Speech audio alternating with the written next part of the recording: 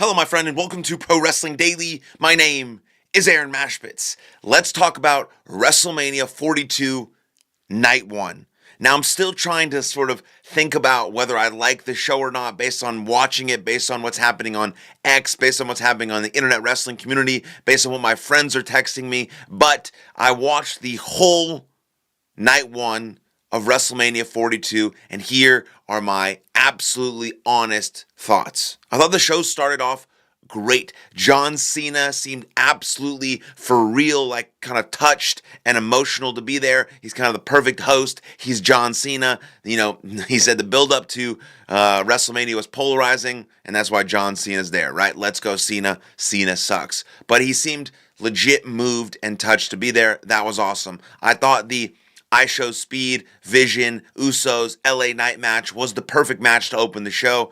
And even though I predicted the Vision to win because I thought that would be better for them moving forward, you start off with a big babyface pop. LA Knight gets the win. I Show Speed does an absolutely sick frog splash through the table. You know, mediocre match kind of itself, but the moment, very cool. I Show Speed, his first real professional wrestling match ever was at WrestleMania in front of 50,000 people. He's a huge dreamer. He gets to live out his dream in front of a huge audience, and it was just a good way to start the show. You get a nice babyface pop, and then how wrestling shows work is like, then it just builds and gets better and better and bigger from there. And so, you know, I was excited after that match. You know, I like watching that. I think I Show Speed did a great job. Obviously, everyone else kind of handling and doing their business and like working with him did a great job as well. And then you get the babyface pop from the Usos, from LA Knight. Their night is done. I Show Speed going viral again on the internet, and a cool deal happens there. Then you move into what I consider the second best match of the night, almost match of the night, in Jacob Fatu and Drew McIntyre. They have fantastic chemistry. It was a great match. It wasn't so much an unsanctioned match, like they didn't do anything insane, but it was fluid. Their chemistry was great. The intensity was there. The couple bumps that Jacob Fatu took through the table were great. The moonsault to end the match was great. I was watching with a couple friends, and the wife of my friend was like, "Oh my God, that was amazing!" And so you got good reactions from kind of non-wrestling fans from that double jump moonsault that he does through the table, and it was just a really well executed match from two fantastic professional wrestlers. And the rumor is now that Drew McIntyre lost. That could potentially be his very last WWE match ever. Now, I'm not sure I believe that rumor. That rumor might have just been started and swirling around on the internet. He might be taking some time off to do a movie. That might be true. I don't know if that's true. But I guess it could possibly, potentially be true that could have been his last WWE match. But I don't see him going to AEW, so I don't really know if that's true or not. But that is the rumor mill swirling around the internet. But that was a really good match.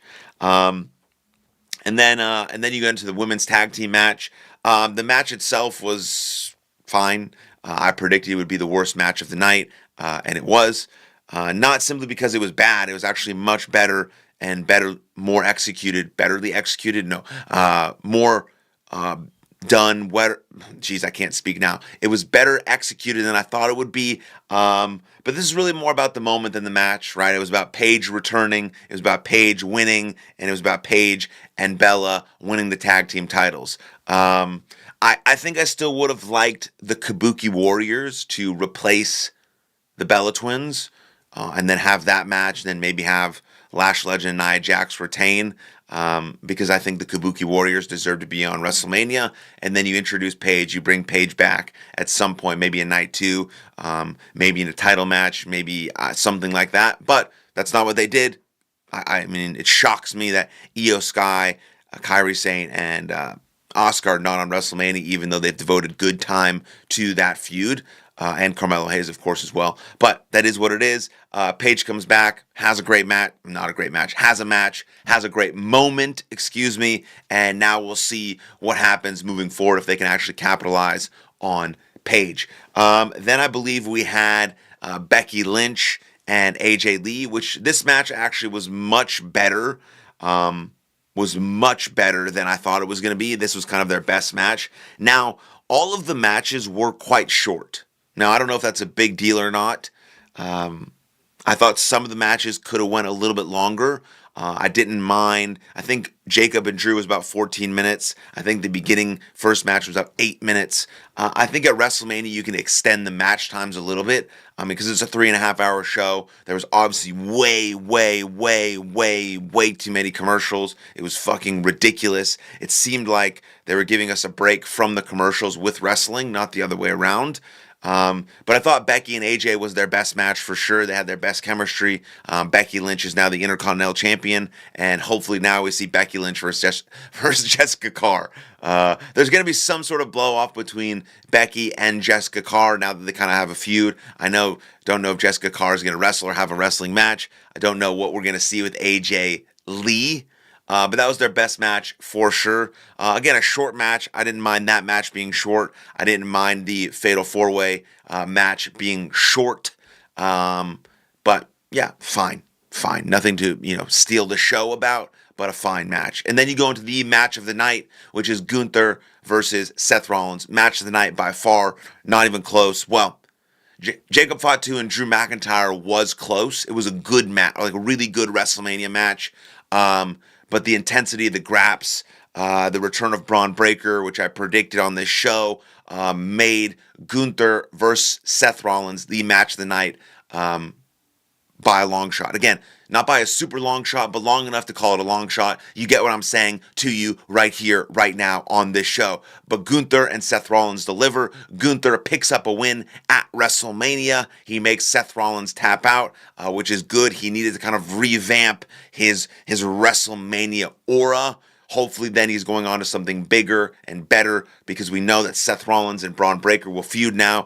Braun Breaker returns, hits 2 spears, running all the way down the ramp. You love the visual. It's a great visual. And people are always like, he doesn't even hit him. You think if Braun Breaker, a former absolute stud football player, is running at full speed and he just completely demolishes Seth Rollins, that's going to be good for Seth Rollins' health? No, it's about the visual. It's about the art. It's about the deal. He has the best spear in the game, and don't make him actually have to run straight through Seth Rollins' abdomen for you to be like, oh my God, that was cool. It's sweet. The visual of him running down the ramp, he leaps, they make contact. It's a great deal.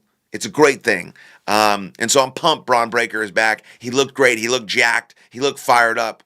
On Monday Night Raw, he's going to have some words to say, especially with Paul Heyman. And they're coming after Seth Rollins. And Seth Rollins is ready. And hopefully that leads to a big-ass feud and a massive match. Maybe at SummerSlam, because that's 2 nights now. So that's awesome. And then where does Gunther go from here? He makes Seth Rollins tap out at WrestleMania. Seth Rollins is one of the most elite competitors in the world and one of the best WrestleMania performers of all time. And now Gunther has tapped him out in the best match of the night, potentially the best match of the weekend. We'll see what night 2 brings, but I loved that match. It was awesome. And then we go into Stephanie McCool and Liv Morgan, which I also thought was a fantastic match, which I wanted another 10 minutes. Why was this match 7 minutes long? This is a world championship match with actually a fantastic buildup with the aggression and the intensity that Stephanie McCool and Liv Morgan brought. The feud was great. It built up to the climax. I don't love Liv Morgan's weird trouble song. Her entrance was okay, but that doesn't fucking matter. The match itself, they have good chemistry. Their brawls leading up to this match were fucking awesome. Give them 15 minutes to build something special, especially when you're going to have run-ins from Raquel and Roxanne that make the match a little more, convoluted main event-y, which is great. Give them 15. Fantastic. They had great chemistry. I wanted more from that match.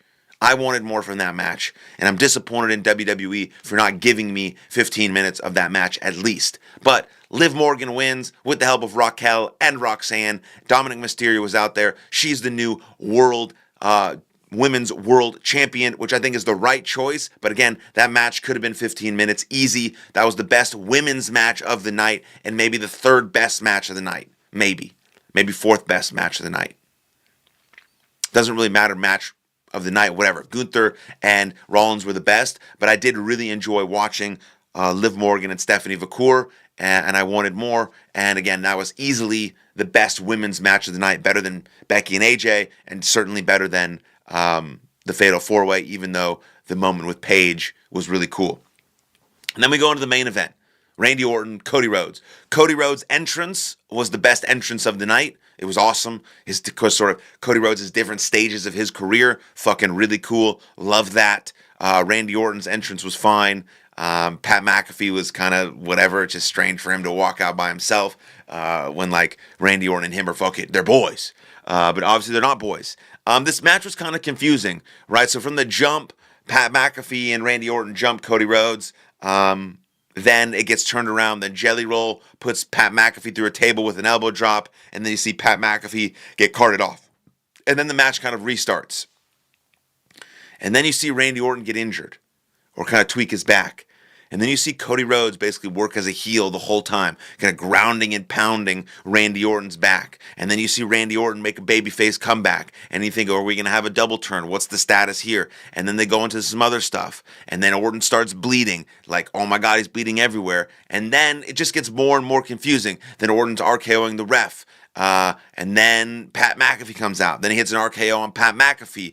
And then Cody Rhodes kind of steals the win and hits the crossroads. And now Cody Rhodes is still champion. And then Randy Orton hits him with the belt, punts him. And now what?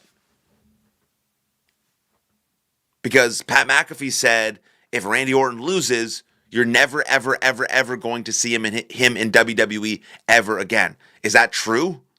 Is that true? Then what was the fucking point of the 2-week buildup and the little bomb you dropped with Pat McAfee saying he's going to save the business and the whole internet being absolutely irate about it? Was it only strictly for attention? Did you know this was going to happen? Are we going to go into an actual regular kind of history building legacy type feud between Cody Rhodes and Randy Orton heading into Backlash? Hopefully we don't get Cody Rhodes and Jelly Roll versus Pat McAfee and Randy Orton at Backlash like originally rumored. Hopefully that's thrown out the fucking window. And hopefully we get this feud to continue. But some people think it's going to continue at night 2. And it's going to spill over into night 2, into the Cody Rhodes or into the CM Punk and Roman Reigns match. And people think that Pat McAfee is still going to be around. And Randy Orton giving him some sort of RKO was all part of the plan. Because he wanted to lose, he wanted to punt him. And he wanted to continue this feud going. I have no idea. I'm just as confused as you. The match was confusing. Rhodes worked as a heel, Randy worked as a babyface, and then it totally flipped at the end with the title shot and the punt. And where's Pat McAfee's involvement? Is he done? Is he gone? Is he back? Was it just a ruse? Was it just a play? What's going to happen at Backlash? And so the match itself was fine. Like, it was a well-worked story.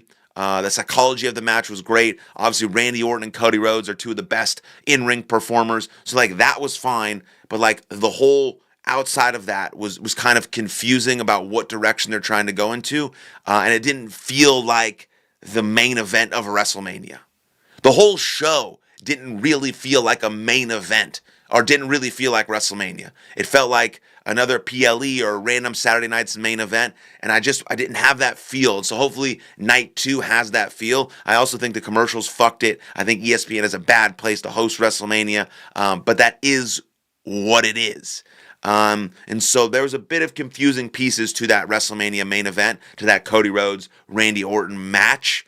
But I'm excited to see if it spills into night 2, what that means for the larger story, what that means for the potential WWE versus TKO Civil War, what that means for Pat McAfee, and obviously what that means for Backlash, because eventually you're going to see Randy Orton win that 15th world title. But as of right now, Cody retained, and Cody is still the WWE undisputed champion.